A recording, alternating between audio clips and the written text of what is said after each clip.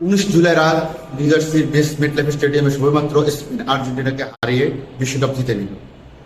পুরো স্টেডিয়ামে তখন উৎসব মুখর, সবাই আনন্দের জোয়ারে ভাসছে। হঠাৎ করে পরিবেশটা অন্যরকম হয়ে গেল যখন ফিফা প্রেসিডেন্ট ইনফান্তিনো আর ডোনাল্ড ট্রাম্প মঞ্চে উঠলেন। সবাই তাদেরকে দূর দিতে শুরু করলেন।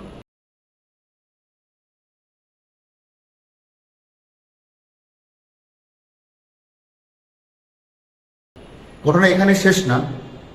আমার কাছে ফিফা বিশ্বকাপ বা ফিফার যে আয়োজনটা পুরোটাই যতটা না খেলার গল্প, তার থেকে বেশি টাকা, রাজনীতি আর ক্ষমতার গল্প। প্রথমে আসে টাকার কথা। এই বিশ্বকাপ শুরু হওয়ার শেষ হওয়ার পর ফিফা জানিয়েছে এইবারে তাদের যে আয় বা যে সংগ্রহ, সেটা ছিল অন্যান্য যে কোনো চক্রের তুলনায় অনেক বেশি। বিশেষ করে গত বিশ্বকাপের চেয়ে 72% বেশি।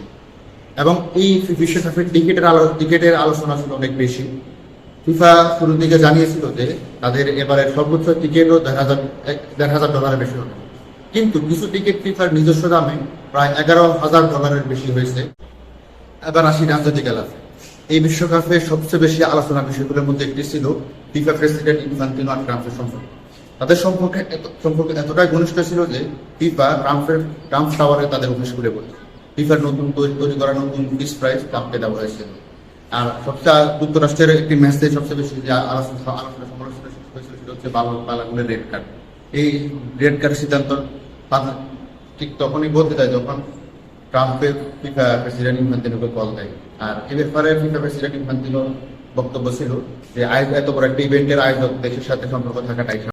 তারা মনে করেন যে ফিফা এবং আয়োজকরা এই বিশ্বকাপকে বা এই ধরনের বড় স্পোর্টগুলোকে বিশাল অর্থনৈতিক লাভের হিসাব দেখালেও স্বাধীন অর্থবিদরা মনে করেন বা স্বাধীন অর্থনীতিবিদরা বলেন যে এই ধরনের ইভেন্টের গবেষণাগুলো সাধারণত ফলানো কখনো তাই, কারণ প্রোগ্রামকে বা ইভেন্টকে সফল দেখানো তাদের উদ্দেশ্য। এই বিশ্বকাপকে দাবি করা হয় সবচেয়ে অন্তর্ভুক্তিমূলক বিশ্বকাপ, কিন্তু বাস্তবে কি তাই? আমরা যদি বাস্তবতা দেখি যে ফিফার অভিবাসন কঠোর নীতির কারণে এই স্টেডিয়ামের আশেপাশে আইসিইএ সড়ক স্থিতিশীল। একজন সোমালি রেফারিকে ঢুকতে দেওয়া হয়নি, বা যারা বিশ্বকাপ খেলা যে দেশগুলো আছে সে দেশগুলোর অনেক দর্শকদের সমর্থনের উপর ভ্রমণ বিধি নিষেধ ছিল। আর সবচেয়ে তবে এটাকে পুরোপুরি সমালোচনা করলে হবে না, এখানে কিছু ভালো দিকও আছে।